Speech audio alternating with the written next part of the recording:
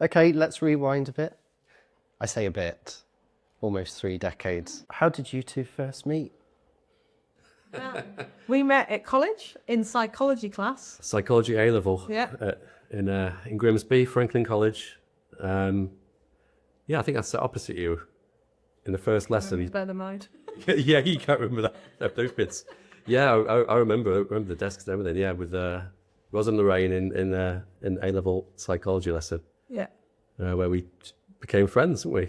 And what point did it become, we're going to work together? Well, I guess kind of going through college, both studying psychology, but other A levels and things, and then getting to that point where apply for university. I think I actually applied to Salford, but didn't get in, and then we both ended up in Derby. So that was kind of continuing, our big move from Grimsby into what was a big city. Yeah, it was just bonkers because Derby's such a small city, but it was the big city to us, wasn't it? And we started we both in a fishing town, right? So yeah, and we started our university life in Derby, and it was great, both socially, but also to sort of find ourselves in terms of what we love to do, what inspired us, find that kind of craft, and that's where we started to kind of form, I guess attract other friends and things that were similar minded to us in terms of like creative collaborators. yeah, we were both. And the thing is, we never really thought about would we be working together. We just started like doing stuff together as a group. So we met other creatives. We were both on creative courses. We met others from people from Europe. And obviously, when you're at uni, people come from all over, right? So you're suddenly in this melting pot of like new people, new ideas. You've got this like massive facility of a university. It was just like a playground of equipment that you could access. So we had like, even though you were, I was on a photography and video degree, but you could access anything in the university. So we could go into the business suites, we could go into the, arts, photography facilities, anywhere in the university where we wanted to kind of access. Although you were on a course, you could do that. So you had access to all this equipment and all this technology that you could play with. So being in that we were a group of people on these different creative courses, we just started working together, doing projects. But they were projects that was in the nightclub industry and scene. So we started doing live visuals at events, and then kind of started getting booked to do more and more nights in the city. So we were booked back then in the late 90s, Derby had a massive club scene. I was about to say, I think it was in parallel of us sort of creatively finding ourselves exploring, amazing kit, opportunity to play with and things, and stuff. That was in parallel with Derby was on fire in terms of nightlife. I remember getting here at uni, and we didn't go out the weekends, but pretty much every day in the week there was something on. There was Loft, Union 1, Union 2, amazing nights, great artists, and it was busy. It was absolutely thriving, and we loved that, and we kind of met like-minded people. But through that, we knew people that were setting up nights, club nights and things, and we were kind of involved in that scene, and thought, we wanted to be part of that. How can we use our creative skills and talents to contribute and do something with them? Yeah. So we started getting booked in. So Katapult became like a collective, and we were booked in to come and like provide all the visual projection, installation, and like basically transform the nightclub space, doing kind of live mixing with the DJs. And I'd be up there kind of against like you have the DJ, and then we'd be there like VJ, and then all like we'd be going in and like sheeting everything, projections. We'd be a mix of like analog and digital, and just basically kind of like, we'd even be doing like live footage shoots of dancers and bringing it all in. And it was a lot of work. It was a lot of work. As well as kind of like uni time, when we were at uni, we were basically full on just tinkering and exploring, and we were like finding like cargo nets and scrims and sheets and projectors. And there was a little electrical shop called Potts. We'd live there. We used to get loads of these, like these LED lights and these massive things. Converters and like hacking stuff. And then at one point, one of the student houses we were in, there was an attic in it, and we turned it into like the techno room. And the techno room basically pulled all of our equipment. So all of our student loans was spent on photography, digital photography equipment, editing suites. So we just had this collection. My bedroom was just like a tech studio. And then we'd basically take all the equipment that we had and we pulled it all together. So we'd create the techno room. So we had like multiple rendering computers. Like, so we'd set off things like for video. Or even back then we were doing it analog. We were like VHS tapes and analog stuff. mixers. So we're doing, recording onto VHS, sort of splicing stuff, and then they would have to like loop them for the all-nighters and things, and then drop them off at at 7 o'clock in the before the club night started. But yeah, it was absolute mishmash of like starting to get into digital, doing some playing around with that, messing around with coding and Director. Do you remember that? Where we figured out how to make visuals react to audio input, and we were just there was just a plethora of like mishmash of tech, and it was constant because it was something we were playing with. There was like, oh, we've got a gig in a couple of weeks' time. Rendering overnight, wake up in the morning, is it worked? That was a lot of that, wasn't it? No, it hasn't worked. Pull an all-nighter. Yeah, so it was a playground of a mash of like our creative passion with music and like just generally enjoying it, and just being part of the music scene was great. And I guess as well as doing work, those creative experiences for club nights that existed, we then thought we could do our own club night. So we we started doing our own. Yeah, we did our own. So we thought, let's own the space. Let's Katapult can be the DJs because we had a few DJs in the team. Do the visuals. We had dancers and also. Yeah, we hired in names, didn't we, as well? Big names. What was that first club night like then, when it was under the Katapult umbrella? It was your own doing. What was that feeling as you stepped onto what must have been a packed dance floor? It was awesome. It was exciting because but again, it was a lot because it was a lot just doing the visuals and the takeover of clubs. But then suddenly we were doing everything and promoting it. So designing the flyers, flyering, So even on the opening night, Leon went out dressed in I was a gorilla. And Laura went dressed as an elephant, and we were running around the city flying people. Yeah. But it was exciting. It was like having the ability to curate everything was really exciting, and it was a quick kind of jump off point for Katapult. It was before, obviously, we set. Yeah, we were playing. We were just playing. We were playing, yeah. But then we continued that and did a few more club nights. I think that night it was just us DJing, but then we did a couple of other ones where we hired in DJs like Kenny Ken and John Bean. Then we made friends with MC Spider and did some visuals for him at his a club night, a big rave night in Nottingham at the Marcus Garvey. And that was where we were kind of at the peak, and we were doing stuff with Progress and Off the Hook. Yeah. All sorts, wasn't it? Phil, how did DJing feed into everything that you do now? I still love to DJ. I still have the time nowadays to do a couple of festivals a year and play at a couple of kids' raves and things, which is cool. And I absolutely love it.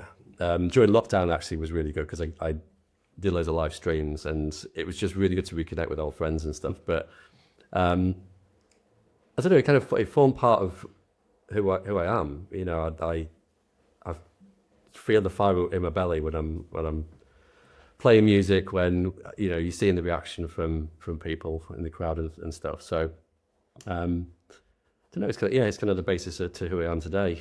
I still think I love the fact that it's not just about how things look. I love the combination between, and it's always been the case, how we collaborate and bring together everything from a sensory perspective, from how we know how audio mixes with the visual look and the impact it has. Dawn, you spoke earlier about VJing. Where did your love of visual storytelling start?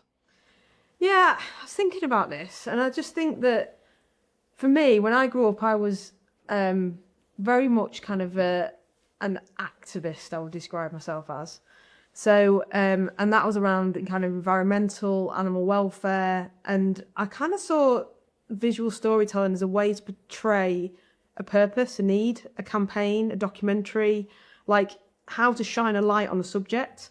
And I think that's when, by the time I went to kind of studying photography at A-level, you were finding this medium with photography, with how to translate stories into visual medium, and how the impact of an image, the impact of filmmaking, etc.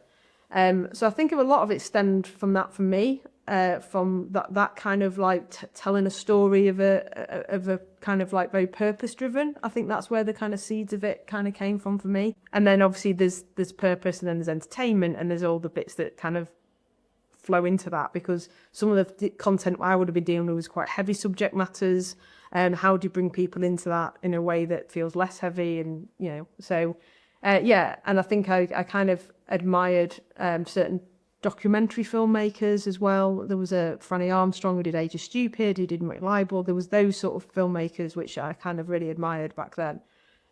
So I think the act of visual storytelling was really around the kind of with a purpose. That's what kind of like probably originated my interest in it. And then I just love the process of photography and developing, and I had my own dark room at home, and I just spent going out, and I originally kind of was more thinking around the kind of wildlife photography route for me. That's where I was kind of exploring. That became more of a personal interest and something I enjoyed than maybe a job. I did meet a wildlife photographer when I was a kid. My mum introduced me to somebody who was a wildlife photographer, and unfortunately he was a really miserable man, which really put me off wildlife photography. If I'd met a happy wildlife photographer, then maybe I would have been a different me right now. And I guess that passion that you had aligned with an interesting time, because you were at college doing photography, in the lab, next to producing films, all that sort of stuff. And that we were kind of at a weird time where we came to uni.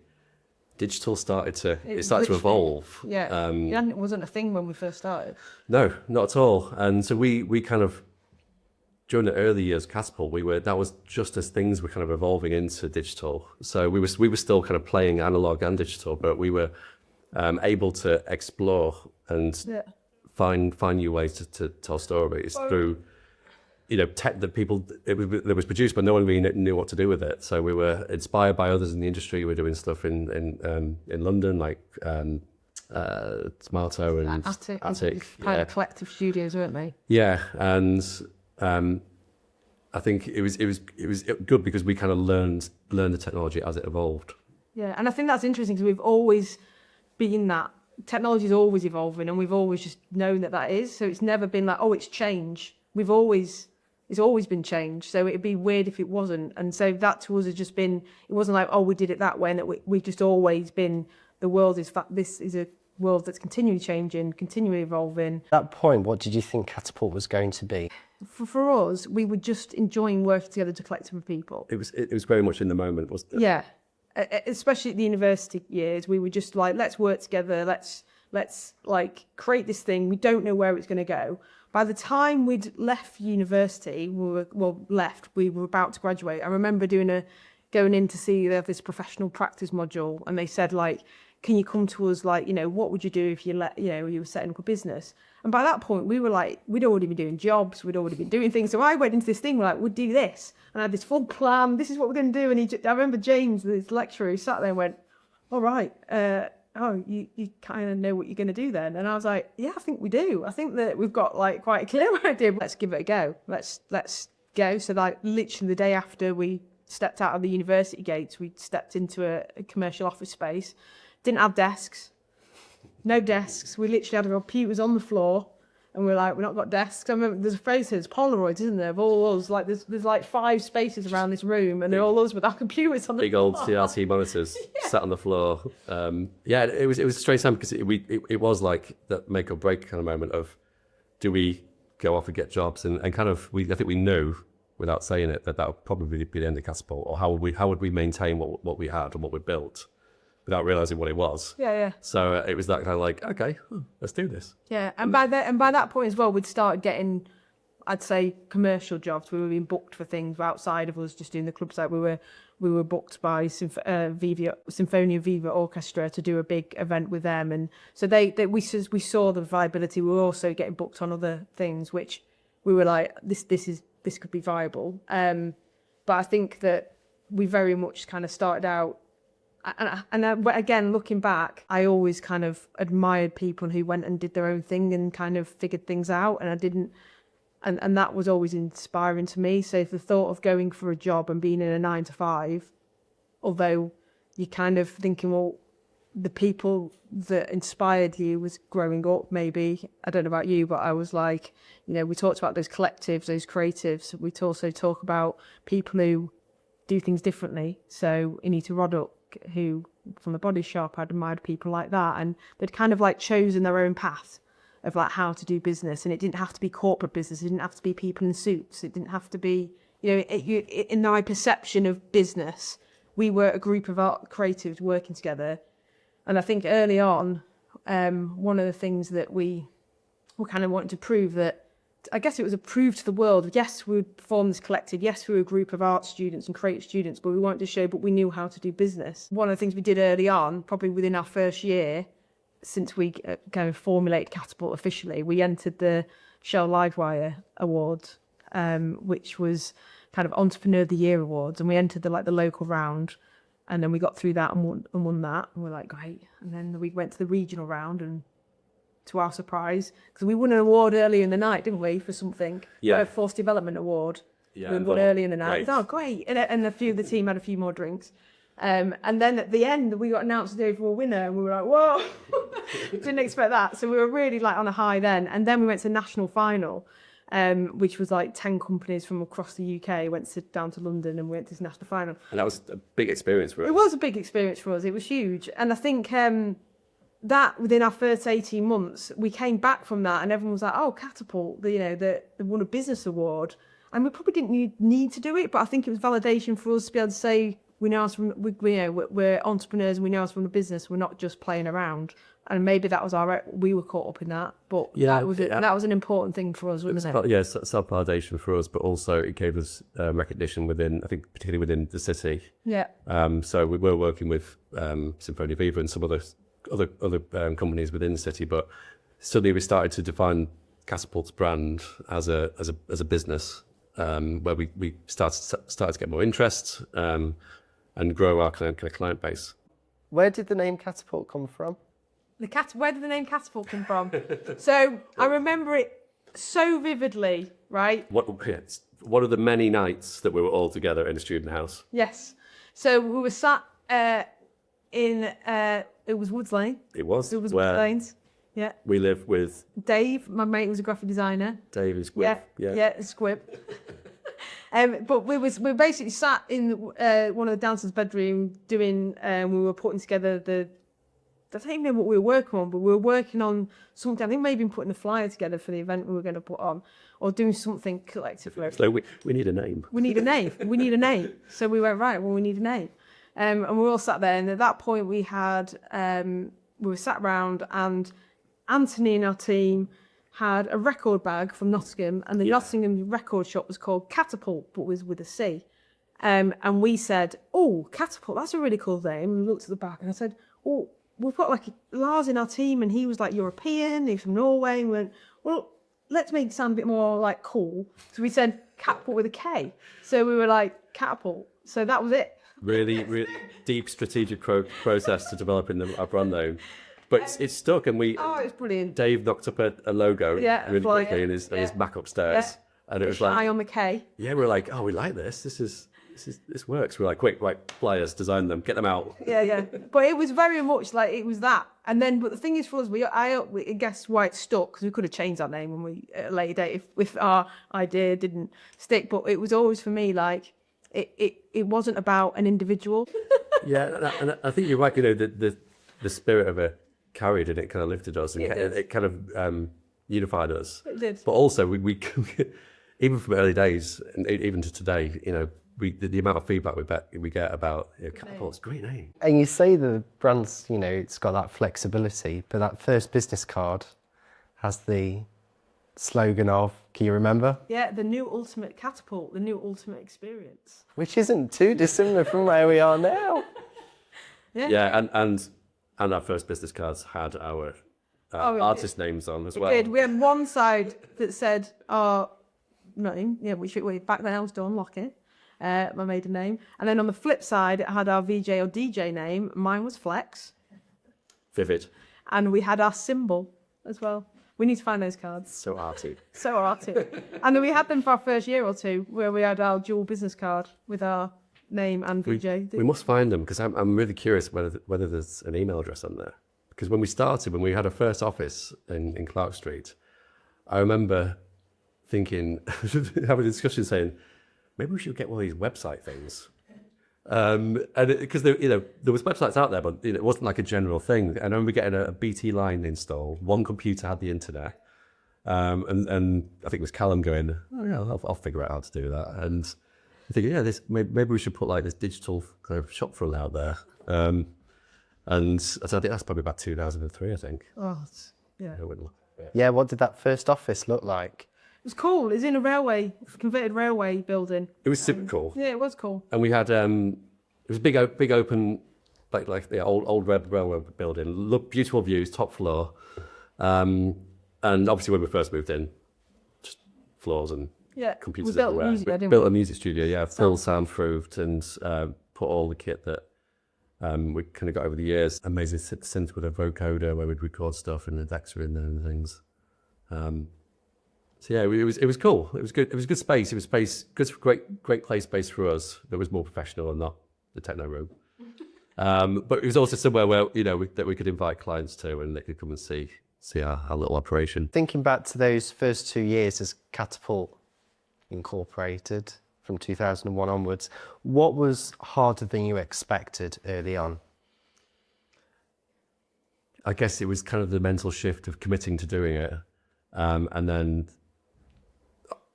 Dawn, you mentioned before, the fact that you kind of got how to run a business, and it was quite clear that we kind of had this great collective culture and energy between us, but suddenly it was like, how do you actually run a business, and what do we all do, and how do we contribute? That aligned with not getting paid. We didn't pay ourselves at all. There was no 6 months. There was money coming in, but it would go into getting new kits or stock for new projects and things. So it was kind of a strange time of like thinking, we can do this, but how do we exactly do that, and what parts do we all play in terms of moving this forward?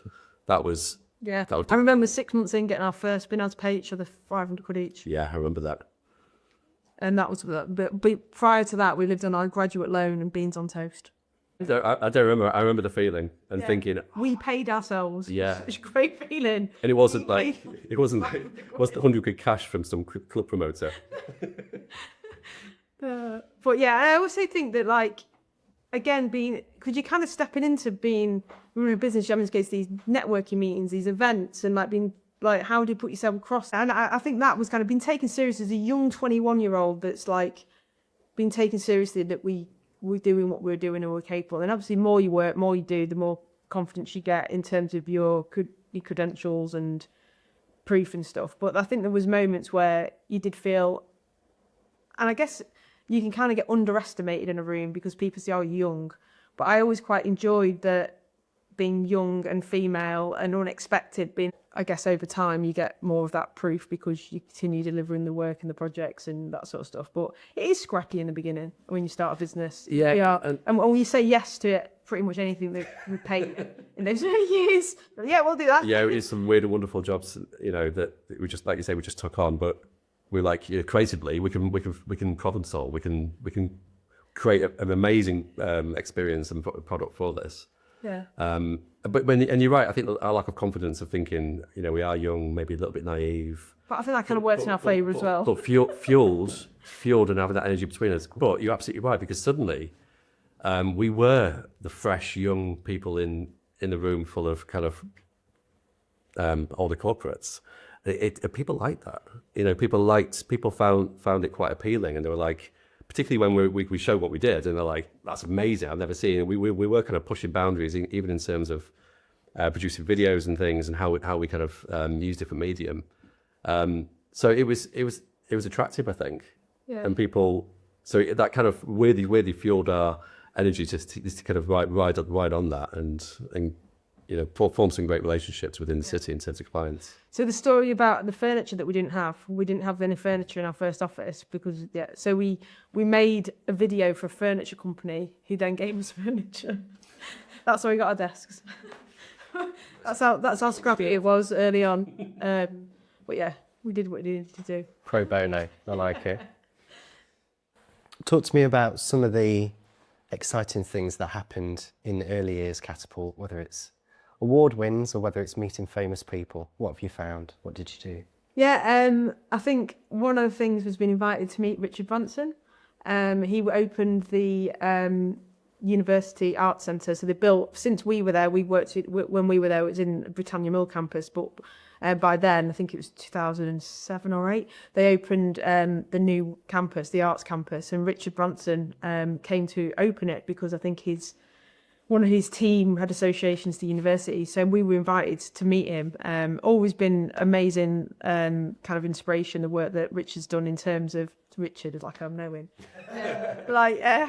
in terms of being a pioneer and really like disruptor, I suppose, in terms of like the work and the businesses that he's run and gone into markets and stuff. So always admired him.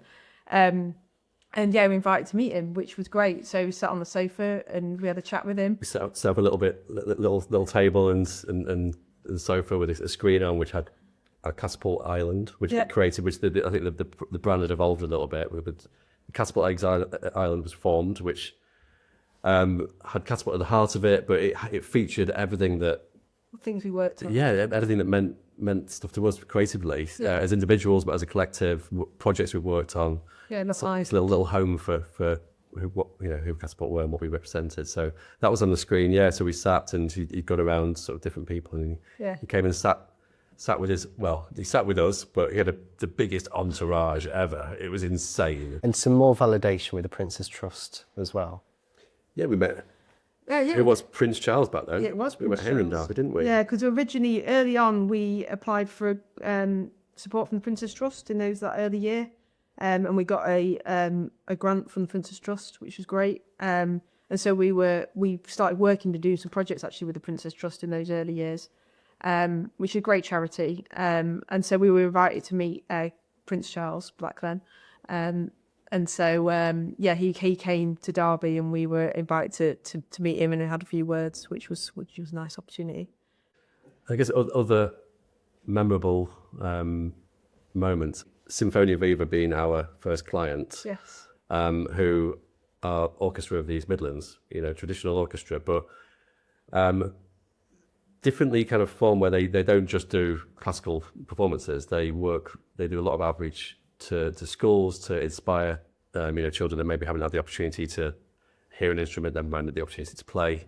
So we did a whole raft of different types of projects. So where we would go in to the assembly rooms when it was there, and we did like live video broadcasting with some VJing on stage and things. There were some of the earlier projects, and we did so many wonderful projects around schools around the Midlands. Dawn, talk to us about the Creative Industries Network. How did that come about? Yeah, so it was the same time as they formally started Katapult as a business.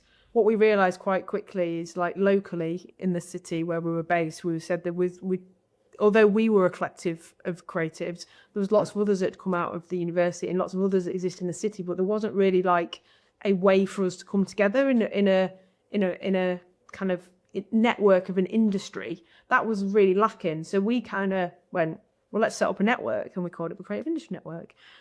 So we set that up, and there was a couple of other different creatives in the city that also kind of joined that. And then we applied for funding from the Regional Development Agency. And then we were putting on like monthly events, which became then kind of escalated. Then we had these like membership of people that would come and join the Creative Industries Network. And so before we knew it, we were employing 2 people, and the network kind of took its own legs, and I kind of sat on the board, and it ran for like 10 years.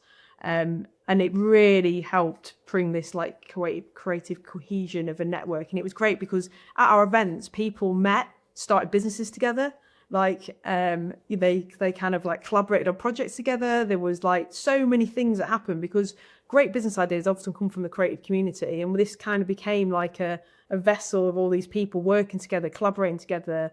The essence of that and the Creative Industries Network was just collaborating, sharing, finding, like-minded people, being inspiring other people. Yeah. And that's kind of rings true today, doesn't it? In terms of how we operate and how we put ourselves out into the world.